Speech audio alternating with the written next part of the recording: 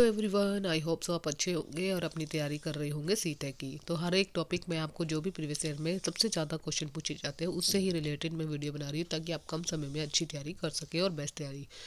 Content मेरा खुद का लिखा हुआ है कंटेंट मेरा खुद का लिखा हुआ है। अब बस आपको समझने की देरी है और इस कंटेंट को आप खुद से भी पढ़ के बना सकते हैं। इसमें आज मैंने जो बहुत इंपॉर्टेंट टॉपिक है ये आपके लैंग्वेज इंग्लिश की है, प्लस आपकी हिंदी लैंग्वेज में जो स्टीफन क्रश ने थ्योरी दी थी उसके बारे में है। इसमें चार बातें बताई गई थी। उसके बाद हम अलग अलग थ्योरी भी पढ़ेंगे, हिंदी से रिलेटेड है, हिंदी पेडालॉजी से। ठीक है, अगर फर्स्ट टाइम देख रहे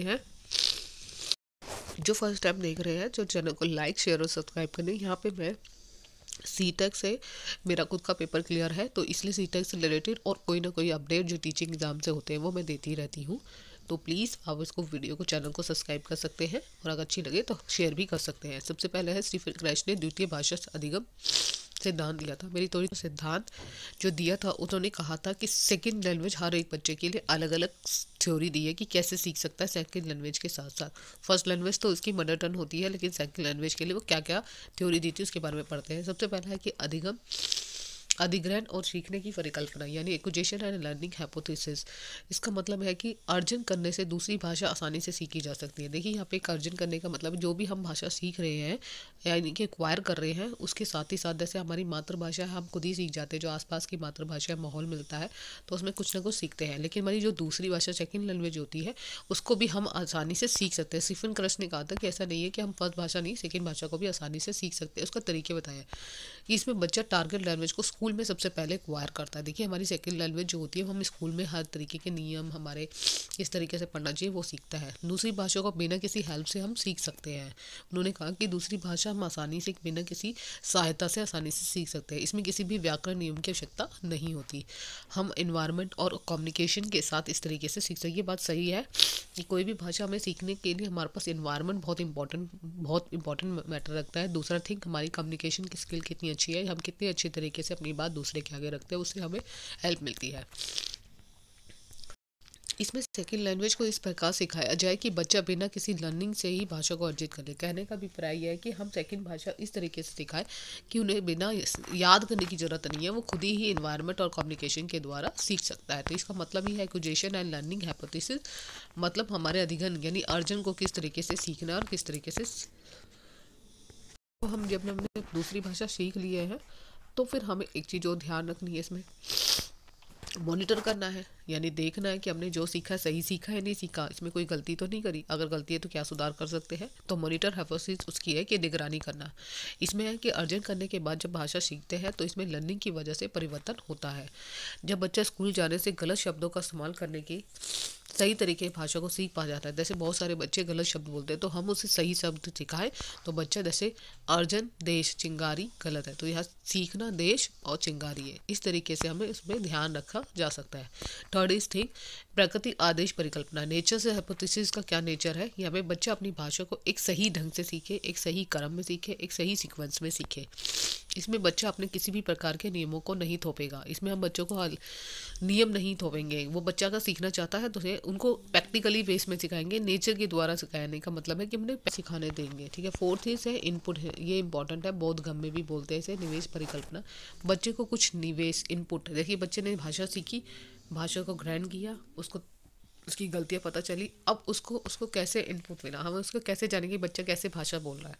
बच्चे कुछ अपने इनपुट देंगे, बच्चे अपनी भाषा बोलेंगे, वस्तु के माध्यम से बोलेंगे या शब्दों के माध्यम से कुछ भी बोल सकते हैं। तो बच्चों के लिए बोधगम्य होना चाहिए, वो बच्चे सही बोल रहे हैं नहीं बोल रहे तो उसको ध्यान में रखना है।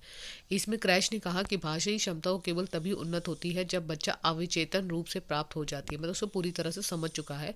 उसे चेतन सीखने का उपाय सहज उत्पादन के स्रोत के रूप में नहीं किया जा सकता है। यह इनपुट शिक्षार्थी या विद्यार्थी के वर्तमान स्तर में थोड़ा सा ऊपर होना चाहिए, यानी कि जिस लेवल में उसने सीखा है उसमें हम उसकी हेल्प करके उसके लेवल को और ऊपर कर सकते हैं। तो इस लेसन में इसमें है प्रभावी फिल्टर परिकल्पना क्या होता है। इसमें बच्चे को इफेक्टिव बनाना है, बच्चे ने अपनी भाषा सीखी और उसको अट्रैक्टिव बनाना है, इफेक्टिव बनाना है कि ताकि बच्चा और अच्छी तरह सीख सके, उसको हम मोटिव कर सकते हैं। यह परिकल्पना बाधा है जो शिक्षार्थी को सीखने में रुकावट से रोकती है। यानी कि बच्चा अगर जिस लेवल में जा रहा है, मान लो भाई बच्चे नहीं सीख पाते, कि कई बार नहीं सीख पाते, तो उसके लिए क्या करना है, बच्चों को मोटिवेट करना है ताकि वो भाषा को कॉन्फिडेंटली बोल सके या पढ़ सके। अगला है, इसी में ही जीन प्याजे की थ्योरी है। जीन प्याजे 1896 में 1980 में स्विट्जरलैंड के एक प्रमुख मनोवैज्ञानिक थे। उन्होंने अपनी भाषा को अहम केंद्रित यानी इको सेंट्रलिज्म माना था। अहम केंद्रिता का अर्थ है खुद का केंद्र, यानी खुद को सेंटर में रखना, यानी बच्चे को सेंटर में रखकर ही चीज़ों को या भाषा को सिखाना। ठीक है। जीन प्याजे ने भाषा को संज्ञानात्मक विकास के लिए बहुत महत्वपूर्ण नहीं माना। उनके अनुसार भाषा पूर्ण सक्रियात्मक अवस्था में विकसित होती है। जीन प्याजे कहते हैं पहले विचार आते हैं फिर भाषा आती है, यानी कि पहले हमारी थॉट्स आते हैं फिर हम बाहरी लैंग्वेज सीखते हैं। तो इस चीज़ को है ध्यान रखना, इस पॉइंट को। जीन प्याजे ने कहा कि विचार से भाषा आती है और विचार भाषा को ही सुनिश्चित करते हैं। अर्थात वो कह रहे हैं जब तक हमारे थॉट्स नहीं आएंगे तब हम भाषा नहीं सीखेंगे। तो उन्होंने कहा कि विचार ही हमारी भाषा को सुनिश्चित करता है कि हमें किस तरीके से भाषा सीखनी है। जीन प्याजे के अनुसार अहम केंद्रिता का अर्थ होता है बच्चा खुद को बोल बोल कर बात करता है, यानी खुद से ही मन में रिपीट करता है। 2 से 5 साल की उम्र में बच्चा खुद ही बोल बोल कर भाषा सीख सकता है। ली वाइगोस्टी ने कहा कि भाषा में समाज और संस्कृति का विशेष महत्व दिया है। उन्होंने कहा कि बालक भाषा अपने परिवेश में समाज के साथ संपर्क का ही परिणाम है। बालक अपने परिवेश से अंतरक्रिया यानी इंटरैक्शन करके सीखता है। ली वाइगोस्टी ने कहा कि अनुसार भाषा मानव जीव को सर्वश्रेष्ठ यंत्र है जिसके द्वारा हम ज्ञान का निर्माण कर सकते हैं, समझ सकते हैं और समझा भी जा सकता है। लैंग्वेज इज अ टूल, यानी एक टूल है। ली वाइगोस्टी ने कहा कि निजी भाषा यानी प्राइवेट स्पीच बालक के संज्ञानात्मक विकास में सहायक होती है। ली वाइगोस्टी के सिद्धांत का नाम है सामाजिक संस्कृति सिद्धांत। इसमें है अंतरिकीकरण यानी इंटरनलाइजेशन, यानी कि इसका मतलब क्या है कि बाहरी बालक अपने वातावरण के साथ अवलोकन मैंने ऑब्जर्व करके अपने भीतर के जो आत्मसार है करके सीखता है। ये संज्ञानात्मक विकास और भाषा दोनों के लिए सहायक होती है। इनके अनुसार कहते हैं कि बच्चा जब विकास के दौरान 3 अवस्थाओं में बोलता है। पहला होता है इनर स्पीच जो 3 से 6 वर्ष की उम्र की होती है, जिसे निज भाषा या प्राइवेट स्पीच भी कहते हैं। दूसरा होता है सामाजिक भाषा सोशल स्पीच 2 वर्ष की उम्र में होता है। आंतरिक मौन भाषा साइलेंट इनर स्पीच जो 6 वर्ष के बाद का होता है। आंतरिक मौन वाक्य यानी साइलेंट और इनर स्पीच 6 वर्ष के बाद। अंतः वाक्य के द्वारा बच्चा खुद से बातचीत करता है। फर्स्ट वाला है मन में ही चीज़ें को सीखता है। दूसरा जो होता है सामाजिक, समाज में रहकर स्कूल जा रहा है, बाहर में घूम रहा है, तो शेष सारी दुनिया से बातचीत करके स्थापित करता है। विगोस्टी ने कहा कि अपने प्रयोग में यह देखा कि बच्चे ने न केवल स्वयं को सामाजिक रूप से विकसित या रचित तंत्र विकसित कर लेता है बल्कि काफ़ी जटिल पूर्व लेखन तंत्र भी। समय समय के साथ साथ उनकी जटिल बातचीत यानी कॉम्प्लेक्स वर्ड स्पीकिंग तंत्र, इसको हम कहते हैं, विकसित करने की जरूरत होती है। जबकि ये सभी अंतरक्रिया इंटरैक्शन करने हेतु अपने शब्दों में संपदा कर सकते हैं। आगे देखिए तीसरा पॉइंट जो मोस्ट इंपॉर्टेंट है, ये तीनों के बारे में मैंने बताया था, ये इंपॉर्टेंट है। आंतरिक मौन वाक्य में बच्चा मन ही मन भाषा को पढ़कर सीखता है। विगोस्टी के अनुसार शुरुआती सालों में भाषा और विचार एक दूसरे के स्वतंत्र थे, लेकिन एक समय के बाद ये मिल जाते हैं। नोम चॉम्स्की जो इम्पोर्टेंट है, नोम चॉम्स्की कहते हैं स्किनर ने अपनी पुस्तक लिखी थी वर्ब बिहेवियर में लिखा था भाषा और अभ्यास और अनुकरण के माध्यम से आती है, लेकिन नोम चॉम्स्की ने 1959 में लिखा था। 1959 में इस पुस्तक में संशोधन किया और नोम चॉम्स्की ने भाषा विकासात्मक बहुत फोकस मनोवैज्ञानिक थे, उन्होंने भाषा पर बहुत फोकस किया। क्या कहते हैं इसके अनुसार भाषा अधिगम के माध्यम से ना आकार अपने आप ही आती है।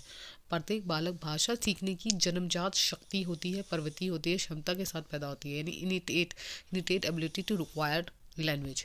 बच्चे के पास जन्म से ही भाषा अर्जन तंत्र होता है, जिसमें हम कहते हैं लैंग्वेज एक्विजिशन डिवाइस देता है, जिन्होंने कहा था LAD डिवाइस होता है, जिसके अनुसार यह यंत्र बच्चों को एक भाषा से दूसरी भाषा के नियमों को बनाने में सहायता करती है। उनका मानना था कि सभी भाषा को एक व्याकरण होती है। हम हिंदी भाषा में संज्ञा सर्वनाम या क्रिया बोलते हैं, वैसे ही इंग्लिश में नाउन प्रनाउन और वर्ब बोलते हैं। इस प्रकार हम कह सकते हैं कि सभी भाषा की व्याकरण सार्वभौमिक होती है। भाषा अर्जन क्या होता है, 5 साल तक के ज़्यादातर सक्रिय रहते हैं तो वो किसी भी भाषा को सीखने में लाइट होते हैं। भाषा अर्जन कहते हैं कि इस सहायता से हम एक भाषा से दूसरी भाषा के नियम बनाना सीख सकते हैं, जिसे हम ट्रांसफॉर्मेशन जेनेटिव ग्रामर कहते हैं। तो इसको एक भाषा से दूसरी भाषा को आसानी से सीखा जाता है। ब्रेजमिन ली व्योफ के अनुसार है कि भाषा विचार की अंतर्वस्तु का निर्धारण करती है। इसके बारे में पढ़ना जरूरी है क्योंकि पूछ सकते हैं अंतःक्रिया का निर्धारण करती है। यह भाषाई संप्रेषण परिकल्पना लिंग्विस्टिक रिलेटिव्स हाइपोथेसिस के नाम से जाना जाता है। इसमें व्यक्ति संभवतः क्या और किस प्रकार की सोच सकता है निर्धारण उनके द्वारा प्रयुक्त भाषा, भाषाई वर्गों और भाषा का नित्यत्व याद या लिंग्विस्टिक डिटरमाइनिज्म से होता है, जिसमें कहने का अभिप्राय है कि जो भी भाषा उसने सीखी है उसके विचार पहले आएंगे, फिर वो एक स्वर में पाया जाना वाला संभव कुछ विचार एक भाषा से दूसरी भाषा की तुलना में सरल मानी जाती है। देखिए यहाँ पे कुछ ये 4 इम्पोर्टेंट वो थे जो अलग अलग भाषा की थ्योरी दी थी, नोम चॉस्की ने दी थी, और उसके बाद मैंने इसकी वो थोड़ी लीवाई गोस्टी की समझाई, फिर प्याजे की समझाई, और फिर तो है क्लश। ये चारों ही इंपॉर्टेंट है एग्जाम के पॉइंट। इसको एक बार ही जरूर रिवाइज कर लेना क्योंकि ये आपके एग्जाम में इंपॉर्टेंट है और इसमें से क्वेश्चन 101% आएंगे, इंग्लिश एंड हिंदी दोनों में, लैंग्वेज में। तो मैंने अभी हिंदी में कराया है, इंग्लिश में भी थोड़ा सा आपको समझ लेंगे। हिंदी से इंग्लिश तो समझना ईजी होता है, तो ये मुश्किल नहीं है। अलग से मैं इंग्लिश में कराने की ज़रूरत नहीं है। ठीक है, आई होप तो आपको समझ में आएगा और ज़्यादा से ज़्यादा लोगों को शेयर कीजिए। अगर ये वीडियो हेल्पफुल लगी तो लाइक शेयर सब्सक्राइब कीजिए। Thank you so much. मिलते हैं नेक्स्ट वीडियो में नेक्स्ट टॉपिक के साथ। Bye bye, take care.